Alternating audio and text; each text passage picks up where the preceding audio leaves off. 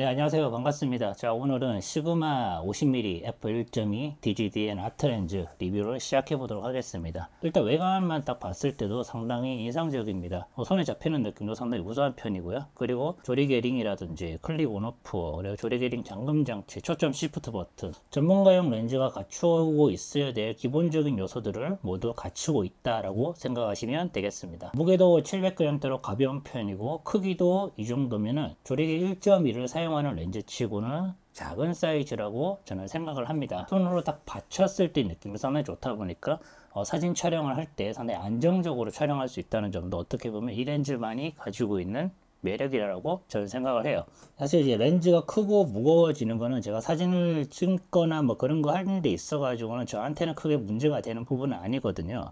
그런데 제가 딱 한 가지 걸리는 부분은 렌즈가 너무 커지게 되면 가방에 넣었을 때 이게 가방의 자리를 너무 많이 차지하는 그런 경우가 발생하는데, 얘 같은 경우는 사이즈가 실제로 그 기존에 나왔던 시그마 50mm 1.4 DGDN 아트 렌즈가 있거든요. 그것과 같은 사이즈로 출시를 해버렸어요.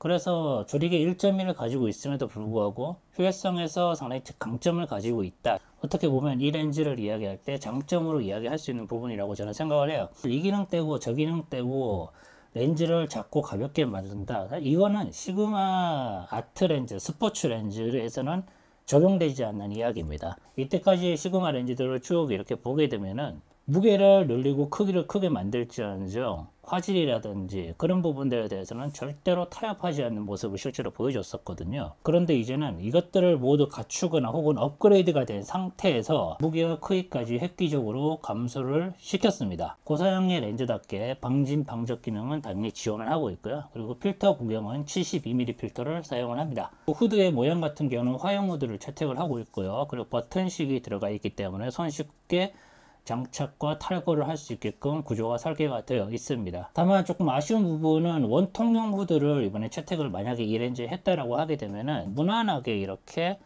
갈 수 있지 않았을까 싶기도 하거든요. 그런데 기존에 사용했던 화형 모드를 그대로 사용을 함으로써 외관상에 보이는 개인적인 선호도의 차이가 분명히 존재할 거라고 저는 생각을 합니다. 제 생각은 그렇다는 거고, 자, 화질을 보도록 하겠습니다. 최대 개방 1.2에서 보여주는 화질은 가히 충격적이라고 말할 수가 있습니다. 시그마의 아트 라인업이 원래 이렇게 날카롭게 표현해 주는 걸로 유명하지만은 조리개값 1.2에서도 이 정도까지 구현을 할 수 있다는 거는 솔직히 저도 좀 놀랐거든요. 중앙부 화질 같은 경우는 화질의 정점을 찍는다는 말이 어울릴 정도로 진짜 엄청난 화질을 보여주고 있습니다. 그리고 주변부 같은 경우는 중앙부보다는 살짝 떨어지는 화질을 실제로 보여주고 있는데, 상대적으로 중앙부에 비해서 조금 떨어진다는 것이지 이게 절대로 화질적인 부분에서 문제가 되는 부분은 아니라고 저는 생각을 합니다. 배경 흐림의 형태 같은 경우는 이때까지 시그마 렌즈에서 볼 수 없었던 배경 흐림을 보여주고 있습니다. 제가 렌즈 리뷰를 할 때 배경 흐림에 대해서 그렇게 이때까지 언급을 하는 것을 여러분들이 본 적은 없을 거예요. 얘는 찍어보면 티가 납니다. 이렇게 깔끔하게 배경 흐림을 잘 부드럽게 구현해주는 렌즈가 과연 몇 개나 있을까 싶을 정도로 최대 개방 조리개 1.2에서도 양파링이라든지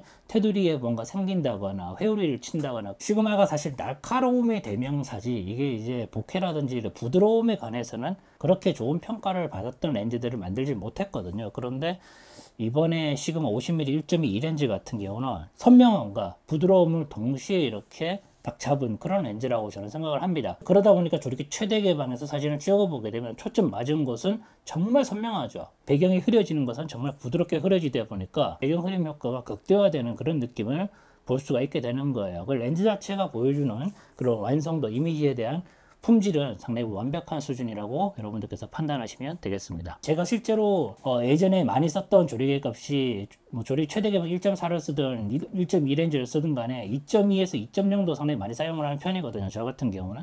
근데 그걸 쓰게 되면은 선명도는 얻는 대신에 상대적으로 배경 흐림을 조금 포기를 해야 되는 경우가 생겼어요, 그때는. 그런데 얘 같은 경우는 조리개 2.0으로 촬영하더라도 이렇게 원형을 유지를 하고 있습니다. 네. 그래서 한마디로 말해서 날카로움과 부드러움을 동시에 잡은 그런 렌즈라고 생각하시면 되겠습니다. 그리고 회절이 발생하는 조리개 값을 좀 볼 수가 있는데요.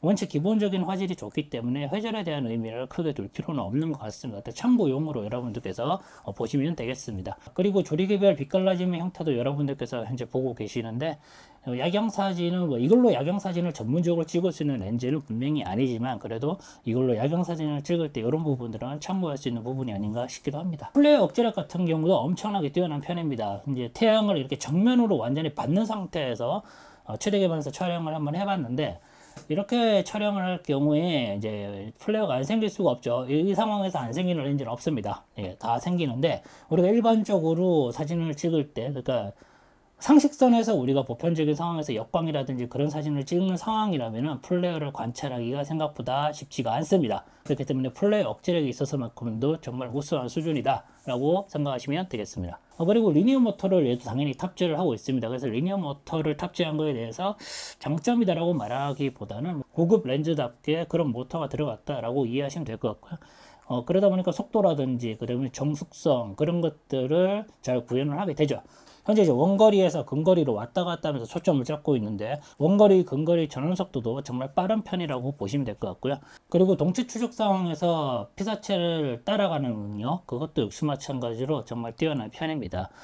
성인 여성 기준으로 상당히 빠른 걸음으로 앞으로 이렇게 오게끔 만들었는데 100%에 가까운 그런 초점 성공률을 실제로 보여주고 있습니다. 제가 잘못한 건 줄 알고 몇 번을 더 반복적으로 테스트를 해봤는데 결과치는 똑같았어요.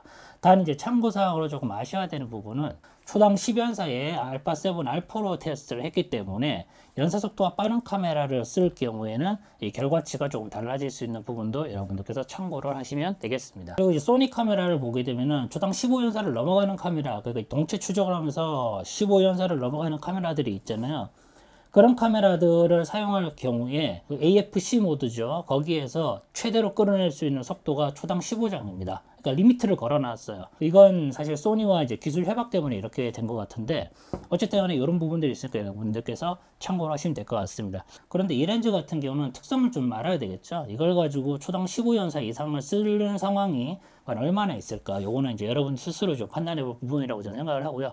포커스 브리딩 같은 경우는 뭐 없다고 말씀을 못 드려요. 그런데 이전 렌즈들에 비해서 확실히 많이 개선이 된 그런 모습을 현재로 보여주고 있고요. 동영상 AF 같은 경우 현재 여러분들께서 보시는 것처럼 이 정도 속도의 AF 능력을 보여주고 있습니다. 그렇기 때문에 렌즈 자체에서 보여주는 그런 완성도는 상당히 높은 편입니다. 제가 시그마 렌즈를 리뷰를 이렇게 쭉 하다 보니까 댓글들을 뭐 보잖아요. 근데 시간이 지나면 좀 못 보는 경우가 있긴 한데, 어쨌든 간에 댓글들을 보게 되면은 가장 공통적으로 나오는 댓글들이 있어요. 제일 많이 나오는 댓글이죠. 렌즈가 좀 저렴하게 나왔으면 좋겠습니다. 이런 댓글들이 정말 많이 달려요, 실제로. 저 역시 마찬가지로 소비자잖아요. 그 소비자 입장에서 렌즈가 저렴하게 나오면은 그 렌즈가 인기도 많아지고 사람들도 많이 쓰게 되고, 제 입장에서 봐도 그건 당연히 좋은 현상이라고 생각을 하고 땡큐라고 저는 생각을 합니다. 그런데 안타깝게도 조리개값 1.2에 크기, 무게, 그리고 화질, 기계적인 성능이라든지 그런 것들을 모두 고려를 해보게 되면은 그렇게 싸게 나올 것 같지는 않아요. 그리고 전체적으로 완성형에 가까운 50mm 렌즈거든요. 실제로 사용해 보면은 렌즈가 생각보다 괜찮은 정도가 아니라 그냥 좋습니다. 국내에서 이 렌즈가 이제 얼마에 판매될지는 솔직히 모르겠습니다. 근데 제가 이 렌즈를 사용해 본 이제 소감을 그대로 좀 말씀을 좀 드려보자면, 그 인물 사진에서는 확실히 두말하면 입 아플 정도로 강점을 가지고 있습니다. 스튜디오 조명을 사용해서 촬영할 때라든지, 빛이 부족한 장소에서 사진을 찍을 때라든지, 그리고 스트릿 촬영으로 거리에 나가서 인물을 딱 배치를 시켜놓고 사진을 찍는 거라든지, 거기서 상황이 발생하는 것에 대한 그런 움직임이라든지 그런 것을 동체 추적하는 능력이라든지 그런 부분들을 진행하는 데 있어 가지고는 거의 완벽에 가까운 완성도를 실제로 보여주고 있습니다. 즉 상황에 구애를 받지 않고 찍고 싶은 사진을 여러분이 원하는 대로 찍을 수 있는 그런 렌즈가 바로 이 녀석이라고 생각하시면 되겠습니다. 최대 개방 1.2에서 보여주는 색수차 억제 능력 역시 마찬가지로 실제로 촬영을 해보면은 그렇게 색수차를 관찰하기가 쉽지가 않습니다. 촬영하는 데 있어가지고 색수차가 거슬 일은 없다는 걸 제가 말씀을 드리는 겁니다. L마운트 연합에서는 확실히 이 렌즈가 환영을 받을 수 있는 그런 포지션에 있는 렌즈로 출시가 분명히 될 거고요. 그리고 SA 마운트, 소니 마운트 같은 경우는 기존에 50mm 1.2라는 그런 GM 렌즈가 있잖아요. 이제 그것과 사람들이 좀 어느 정도 저울질을 하면서 렌즈를 선택하지 않을까 이런 생각을 조금 해보게 됩니다. 일단 제가 이 렌즈를 가지고 지금 현재 오늘 날짜 기준으로 대략 10,000컷 좀 넘게 촬영을 해봤거든요. 이거 가지고 한 일주일 만에 만컷 찍었어요, 진짜. 그리고 그만큼 정말 많이 찍었는데, 실제로 사용을 해보니까, 이때까지 내가 썼던 50mm 렌즈들과는 확실히 다르다. 이게 체감이 될 정도다. 이걸 느낄 수가 있습니다. 실제로 사용해보면 이걸 느낄 수가 있어요. 사용해보면 상당히 만족감을 줄 수 있는 그런 50mm가 바로 이 녀석이다 라고 생각하시면 되겠습니다. 자, 오늘 여기까지 하겠습니다. 고맙습니다.